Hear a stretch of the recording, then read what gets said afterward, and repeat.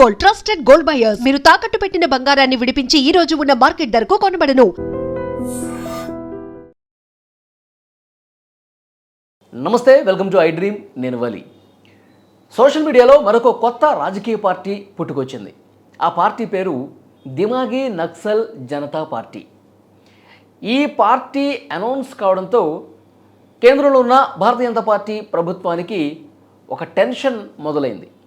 ఎందుకంటే social media వేదికగానే పుట్టిన Kakori Janata party ఎలాంటి సంచలనం సృష్టించిందో మనందరికీ తెలుసు. కాకూరి జనతా పార్టీ ఢిల్లీలో జంతర్ మంతర్ వద్ద నీట్ పరీక్ష పేపర్ లీక్కి వ్యతిరేకంగా పెద్ద ఎత్తున పోరాటం చేశారు. జంజీ యువత పెద్ద ఎత్తున మద్దతు ఇచ్చారు. వాళ్ళందరూ కూడా కొన్ని రోజుల పాటు ఆందోళన చేయడంతో, నిరసనలు ఉధృతం చేయడంతో కేంద్ర ప్రభుత్వం దిగిరాక తప్పలేదు. కేంద్ర మంత్రి ధర్మేంద్ర ప్రధాన్ రాజీనామా చేయాల్సినటువంటి అనివార్య పరిస్థితి క్రియేట్ చేసింది కాకూరి జనతా పార్టీ. ఇప్పుడు మళ్ళీ ఇంకొక కొత్త సోషల్ మీడియా వేదికగా పార్టీ దిమాగి నక్సల్ జనతా పార్టీ వచ్చేసరికి ఒక టెన్షన్ మళ్ళీ పట్టుకుందని చెప్పాలి. స్వాతంత్ర దినోత్సవం రోజున ప్రధానమంత్రి నరేంద్ర మోదీ గారు ఎర్రకోట ప్రసంగంలో మేము సాయుధ నక్సల్స్ని ఏరిపారేశాం, అంటే అడవుల్లో ఆయుధాలు పట్టుకొని పెద్ద పెద్ద తుపాకులు పట్టుకొని సంచరించినటువంటి ఆ నక్సల్స్ అందరినీ కూడా మొత్తం నిర్మూలించేశాం, ఏరిపారేశాం. కానీ మన మధ్య తిరుగుతూ ఉన్నారు కొంతమంది దిమాగి నక్సల్స్, ఇంకా మిగిలే ఉన్నారు. సమాజాన్ని భ్రష్టు పట్టిస్తూ ఉన్నారు, సమాజంలో ఒక అలజడి సృష్టిస్తూ ఉన్నారు. సో వీళ్ళు ఇంకా మిగిలే ఉన్నారు అని కామెంట్ చేశారు. సో దీనికి పెద్ద ఎత్తున విమర్శలు వస్తున్నాయి. రాజకీయ ప్రత్యర్థులు విమర్శిస్తున్నారు, మిగతా పార్టీలు విమర్శలు చేస్తూ ఉన్నారు. అలాగే కొంతమంది యువత కూడా కౌంటర్గా పార్టీని అనౌన్స్ చేసినటువంటి పరిస్థితి ఉంది.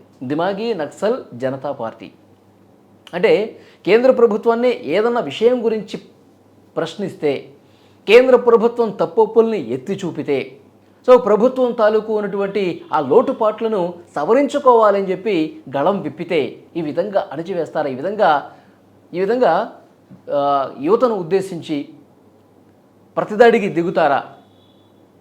నక్సల్స్తో పోలుస్తారా? ఇదెక్కడ ప్రజాస్వామ్యం? అంటే సద్విమర్శని తీసుకున్నటువంటి పరిస్థితి కూడా కేంద్ర ప్రభుత్వానికి లేదా? మోదీ గారు ఒక నక్సల్స్తో ఏ విధంగా పోలుస్తారంటూ డైరెక్ట్గా పార్టీ పేరే అనౌన్స్ చేసేశారు, దిమాగి నక్సల్ జనతా పార్టీ. సోషల్ మీడియాలో ఇట్లా ఆ పార్టీ అనౌన్స్ అయిందో లేదో 1,81,000 మంది ఫాలో అయిపోయారు. అదే ఎక్స్లో, ట్విట్టర్లో, ఇప్పుడు ఎక్స్, అందులో 7,000 మంది అట్లా అనౌన్స్ చేసిన తర్వాత వచ్చేసారు ఈ పార్టీకి. ట్విట్టర్లోనేమో అదే ఎక్స్లో దిమాగి నక్సల్ జనతా పార్టీ అని పెట్టారు, ఇన్స్టాగ్రామ్లో దిమాగి నక్సల్ పార్టీ అని పెట్టారు. అంటే ఇలాంటి సోషల్ మీడియా రాజకీయ పార్టీలకు, సోషల్ మీడియా వేదికగా పుట్టుకొస్తున్నటువంటి ఇలాంటి పేజెస్కి అనూహ్యమైనటువంటి స్పందన వస్తుంది. అంటే యువత పెద్ద ఎత్తున దీనికి లైక్లు కొడుతున్నారు, ఫాలో కొడుతున్నారంటే ప్రభుత్వాన్ని ప్రశ్నించే వాళ్ళ సంఖ్య పెరుగుతోంది. ప్రభుత్వాన్ని కొన్ని విషయాల్లో తీవ్రంగా ప్రశ్నించాల్సినటువంటి అవసరం ఉంది. జరుగుతున్నటువంటి ఏవైతే ప్రజా వ్యతిరేక నిర్ణయాలు ఉన్నాయో, సో వాటిని సరిచేయాలంటే ఇలాంటి వేదికలు కావాలని చెప్పి యువత నుంచి కూడా మద్దతు వచ్చినట్టుగా కనిపిస్తోంది. ఎందుకంటే ఏదో ఒక పార్టీ అనౌన్స్ చేసేసారు సోషల్ మీడియాలో అంటే పట్టించుకోరు కదా, అంత సవ్యంగా ఉన్నప్పుడు ఎవరు పట్టించుకోరు.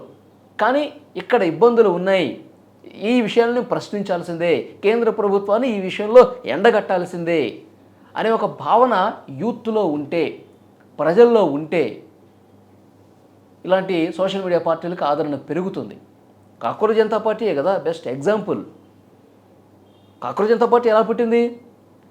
సుప్రీంకోర్టు చీఫ్ జస్టిస్ ఈ విధంగా ఎవరైతే యూత్ను ఉద్దేశించి పని పాఠాలు లేని వాళ్ళు సమాజం మీద పడి ఒక పరాన్న జీవుల్లాగా దోచుకు తింటున్నారు, సమాజాన్ని పట్టి పీడిస్తున్నటువంటి వాళ్ళు ఉన్నారు.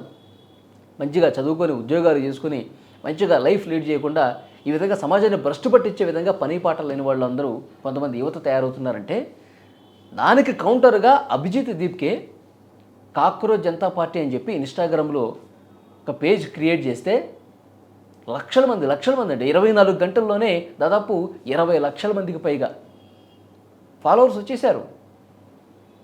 నీట్ ప్రశ్నాపత్రం లీకేజీకి సంబంధించి ప్రశ్నిస్తే ఇంత దారుణంగా మాట్లాడతారా అని చెప్పి ఆయన ఒక ఉద్యమం లేవనెత్తి డైరెక్ట్గా ఢిల్లీ వచ్చి జంతర్ మంతర్ దగ్గర కూర్చొని ఇంత గట్టిగా యువత మద్దతుతో జన్జీ మద్దతుతో విజయం సాధించినటువంటి పరిస్థితి ఉంది.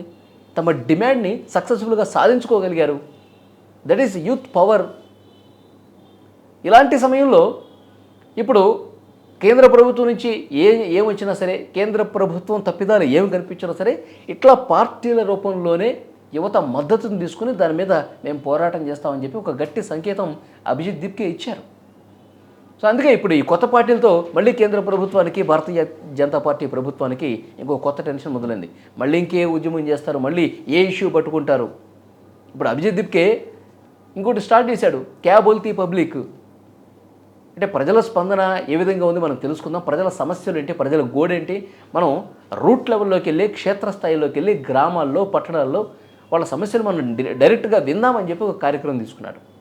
15 ఆగస్టు రోజు కూడా ఆయన ముంబైలో తన ఊళ్ళో ఉన్నటువంటి ఆ ప్రభుత్వ స్కూల్ ఏదైతే ఉందో అందులోకి వెళ్ళి చూశాడు. బెంచీలు సరిగ్గా లేవు, పైకప్పు సరిగా లేదు, వాష్రూమ్స్ చాలా దరిద్రంగా ఉన్నాయి, పిల్లలు ఆడుకోవడానికి సరైనటువంటి ప్లేస్ లేదు.